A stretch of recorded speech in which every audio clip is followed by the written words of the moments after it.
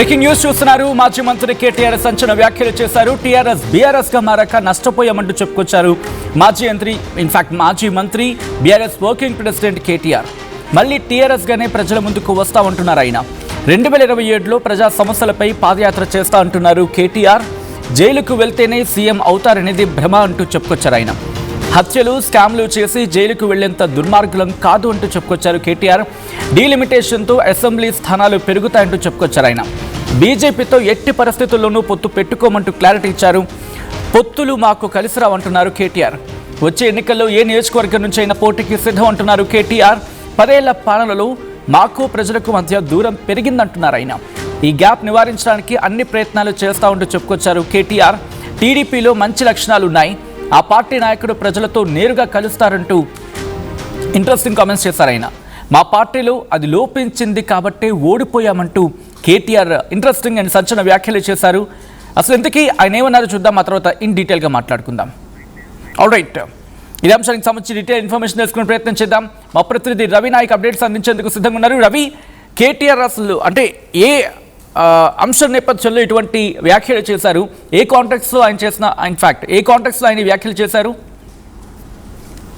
ఈరోజు దుర్గం చిన్నయ్య బిడ్డ మా వివాహానికి నేరుగా ఎంఎన్ఆర్ గార్డెన్కి వచ్చారు. అనంతరం బీఆర్ఎస్ శ్రేణులతో సమావేశం అయిన తర్వాత గతంలో బీఆర్ఎస్ ప్రభుత్వం చేసిన పలు అభివృద్ధి కార్యక్రమాల గురించి మాట్లాడే ప్రయత్నం చేశారు. తర్వాత మెడికల్ కాలేజీని కూడా సందర్శించిన అనంతరం నేరుగా అక్కడి నుంచి బాల్క సుమన్ క్యాంప్ ఆఫీస్కి వెళ్ళారు. క్యాంప్ ఆఫీస్ దగ్గర ఆ భోజనం అనంతరం తెలంగాణ రాష్ట్రంలోనే, మళ్ళీ చెప్తున్నాను, తెలంగాణ రాష్ట్రంలోనే ఇప్పటి వరకు జర్నలిస్టులతో చిట్చాట్ చేయలేదు. కానీ కేటీఆర్ ఒక రకంగా జర్నలిస్టులతో చిట్చాట్ చేద్దామని బాల్క సుమన్ చొరవతో చిట్చాట్ చేయడం జరిగింది. ఈ చిట్చాట్లో కొన్ని ప్రధానమైన అంశాలు ముందుకు రావడం జరిగింది. దీంట్లో ప్రధానమైన అంశాల్లో ముఖ్యంగా ఆర్టీవీతో మనం కొన్ని క్వశ్చన్స్ రేజ్ చేయడం జరిగింది. ఆ క్వశ్చన్స్ రేజ్ చేయడం దాంట్లో ప్రధాన అంశం ఒకటి, ఆ బీఆర్ఎస్ పార్టీ అయిన తర్వాత గతంలో టీఆర్ఎస్ పార్టీ 10 సంవత్సరాలు పాలనలో ఉంది,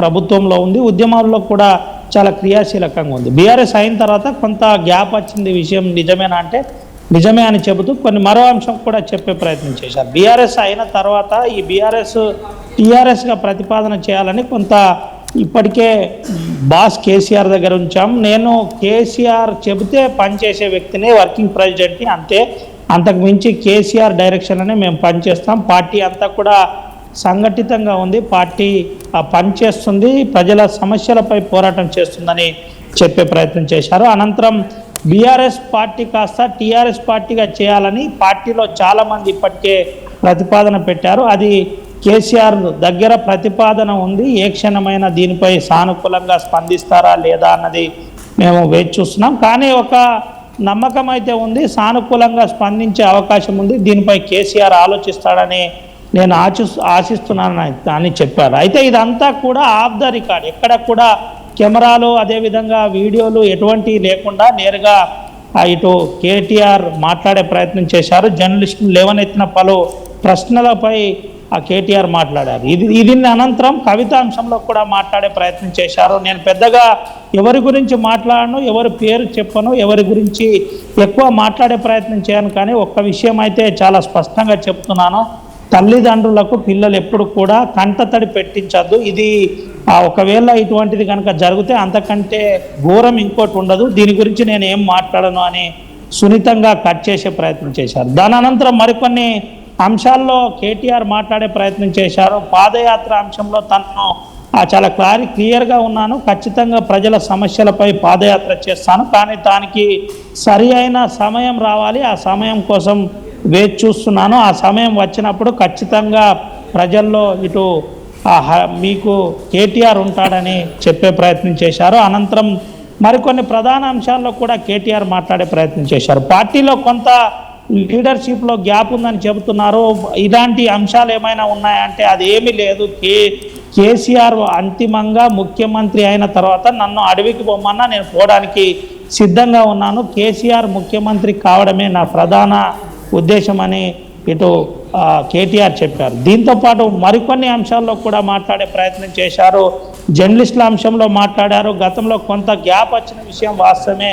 జర్నలిస్టులకు మేము పూర్తి స్థాయిలో అనుకున్నంత చేయలేకపోయాం కావచ్చు అని అనుకుంటున్నాను. రానున్న రోజుల్లో ఎప్పుడైతే మా మేనిఫెస్టో ముందు ఉండే సమయంలో, మేనిఫెస్టో రూపకల్పన సమయంలో జర్నలిస్టుల అంశంలో కూడా చాలా క్రియాశీలకంగా ఈసారి ఆలోచిస్తాం. ఖచ్చితంగా జర్నలిస్టుల హక్కుల పట్ల మేము ఖచ్చితంగా ఈసారి న్యాయం ఉండే విధంగా, ప్రభుత్వంలో పెద్దపీట ఉండే విధంగా చూస్తామని చెప్పే ప్రయత్నం. దీంతోపాటు గిరిజన గ్రామాల్లో ఉన్న సమస్యలపై బీఆర్ఎస్ పార్టీ చాలా సీరియస్గా పనిచేస్తుంది. ఎగ్జాంపుల్ 49 జీవో అంశంలో తను పార్టీకి ఇప్పటికే చెప్పాం. జీవో కవ్వాల్ టు అభయారణ్యం అటు తాడోబాకు కనెక్ట్ చేసిన జీవో అంశంలో చాలా సీరియస్గా ఉద్యమాలు రానున్న రోజుల్లో కూడా చేస్తాం. ఇప్పుడు కనీసం గిరిజన గ్రామాల్లో ఇల్లు కూడా కట్టుకోలేని పరిస్థితి ఉందని మనం క్వశ్చన్ లేవనెత్తగా దానిపై కూడా సానుకూలంగా స్పందించారు. రానున్న రోజుల్లో క్రియాశీలకంగా ఆదివాసీ గిరిజనుల పట్ల మేము సీరియస్గా వ్యవహరిస్తామని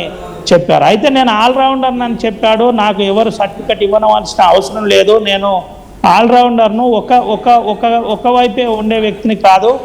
మాస్ పీపుల్ దగ్గరికి వెళ్తాను, క్లాస్ పీపుల్ దగ్గరికి వెళ్తాను. దీంతో పాటు ఐటీ క్యారిడార్ అంశంలో కూడా చాలా స్పష్టంగా విశ్లేషిస్తానని మీడియా మిత్రులతో చెప్పే ప్రయత్నం చేశారు. దీంతో పాటు మరికొన్ని ప్రధాన అంశాల్లో మాట్లాడే ప్రయత్నం చేశారు. ప్రజలకు మాకు కనెక్టివిటీ కట్ అయింది కాబట్టే మేము ఓడిపోయాం. మా దాంట్లో లీడర్షిప్ లోపం ఉంది. లీడర్షిప్ లోపం ఉండడం వల్లనే మేము ఓడిపోయామని దృఢంగా నమ్ముతున్నాం. ఇప్పటికే ప్రధానంగా పశ్చాత్తాపంతో పాటు అంతర్మంతరం తర్వాత దానిపై అగ్రెసివ్గా పోరాటం చేయడానికి కూడా రూపకల్పన చేస్తామని నేరుగా కేటీఆర్ చెప్పారు. దీంతో పాటు మరికొన్ని అంశాలు కూడా ఈసారి డీలిమిటేషన్ కాబోతుంది. దాదాపుగా 175 స్థానాలు పెరగబోతున్నాయి తెలంగాణ రాష్ట్రంలో. అందుకని ఎవరికి ఎక్కడ ఇబ్బంది లేకుండా చాలా స్పష్టంగా అందరికీ అకామిడేట్ ఉండబోతుంది. ఎవరు నిరుత్సాహపడకూడదు. కానీ సర్వేల ఆధారంగానే మళ్ళీ చెబుతున్నాను, ఆర్టీవీ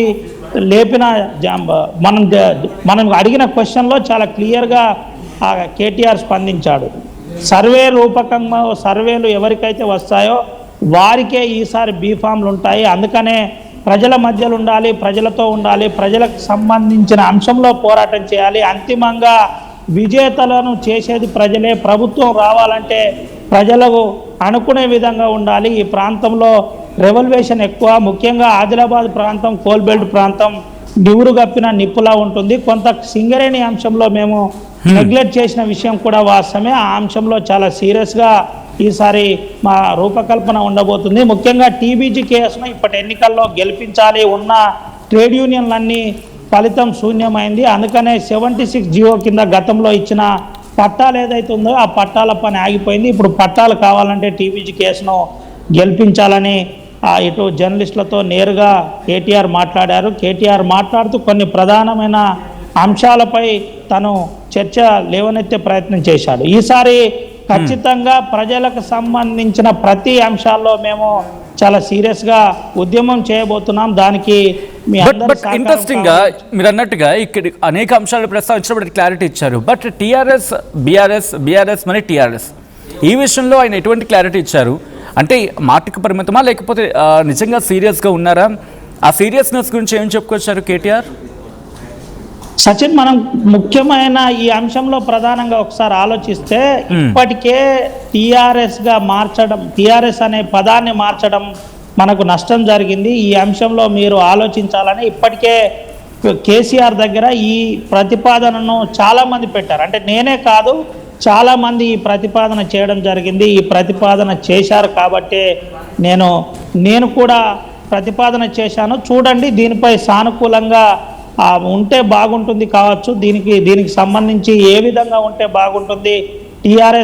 బీఆర్ఎస్గా మారిన తర్వాత నష్టం జరిగింది. అందుకనే బీఆర్ఎస్ మళ్ళీ టీఆర్ఎస్గా మారబోతుందా ఏంటి అనే కోణంలో తను ప్రధానంగా ఇప్పటికే ఈ అంశంలో మేము కేటీఆర్ సమక్షంలో, అంటే కేటీఆర్ టీం అంతా కూడా చెప్పే ప్రయత్నం చేసింది. దీంతో పాటు చాలామంది ఉద్యమకారులు కూడా కేసీఆర్కి కలిసి చెప్పారు. విద్యార్థులు, ఉద్యమ నాయకులతో పాటు మేధావులు కూడా ఈ అంశంలో ఈ ప్రతిపాదనను కేసీఆర్ దృష్టికి తీసుకెళ్లారు. అయితే దీనిపై కేసీఆర్ కూడా సానుకూలంగా స్పందిస్తాడని మేము ఆశిస్తున్నామని చెప్పారు. ఒక రకంగా 99% దీనిపై ఒక క్లారిటీ వచ్చే అవకాశం ఉంది. దీనిపై అతి త్వరలో కేసీఆర్ కూడా మాట్లాడే అవకాశం ఉన్నట్టు మనకు ఈరోజు తన మాటల్లో కనబడింది. ఏది ఏమైనప్పటికీ ఒకటైతే చాలా క్లియర్గా చెప్పుకోవచ్చు. ఈరోజు మీడియాతో కేటీఆర్ మాట్లాడిన తర్వాత కేటీఆర్ ప్రధానంగా ఏ విధంగానైనా ఈసారి ఎన్నికల అంశంలో చాలా సీరియస్ రూపకల్పన చేయాలి,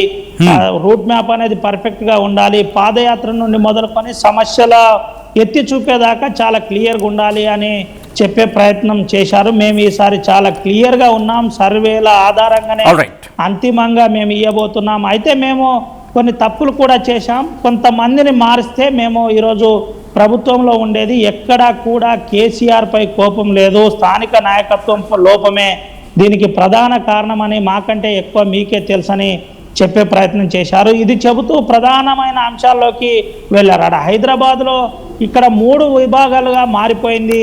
3 విభాగాలుగా ఈసారి తెలంగాణలో ఓట్ల డైవర్షన్ జరిగింది. ముఖ్యంగా అటు హైదరాబాద్ చుట్టుపక్కల అధిక స్థానాల్లో 25 స్థానాల్లో బీఆర్ఎస్ పార్టీ క్లీన్ స్వీప్ చేసింది. అక్కడి నుంచి కొద్దిగా ముందుకు వస్తే ఇటు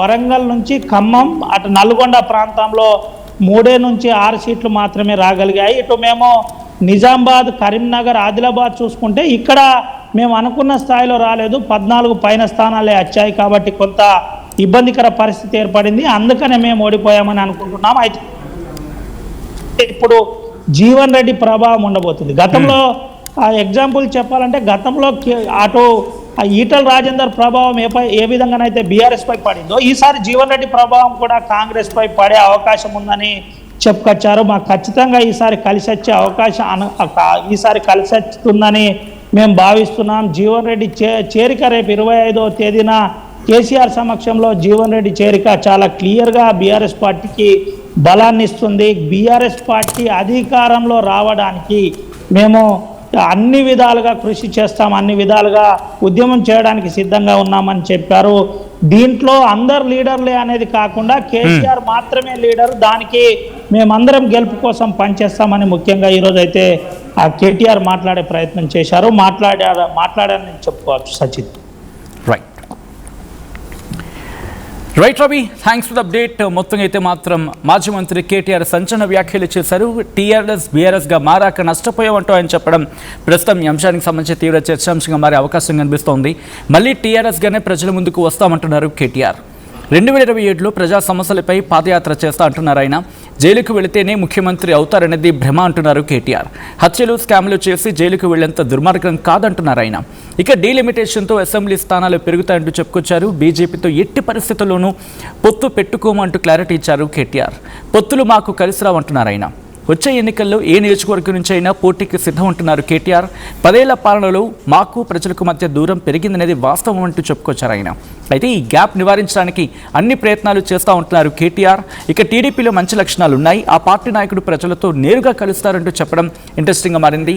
ఇక మా పార్టీలో అది లోపించింది కాబట్టి ఓడిపోయామంటూ కేటీఆర్ చెప్పుకొచ్చారనేది వినిపిస్తున్నమాట. ఈ క్రమంలో ఇటు బీఆర్ఎస్ మళ్ళీ టీఆర్ఎస్గా మారితేనే ప్రజల నుంచి ఆమోదం తెలిపే విధంగా అడుగులు పడే అవకాశం ఉందని చెప్పి మీరు అనుకుంటున్నారా? పార్టీకి ఏ పేరు బెస్ట్? పార్టీకి ఏ పేరు బెస్ట్? BRS, TRS? ఇప్పటికే చాలామంది దాదాపుగా 100లో పోల్లో పార్టిసిపేట్ చేయడం జరిగింది. వాళ్ళందరూ దాదాపుగా మ్యాక్సిమం అందరూ అంటున్న మాట టీఆర్ఎస్. సో టీఆర్ఎస్గానే వెళ్తుందా వచ్చే ఎన్నికలకి, లేకపోతే బీఆర్ఎస్గా కంటిన్యూ అయ్యి బీఆర్ఎస్గానే వెళుతుందా? ఇంట్రెస్టింగ్ డెవలప్మెంట్, చూద్దాం ఏం జరుగుతుందనేది.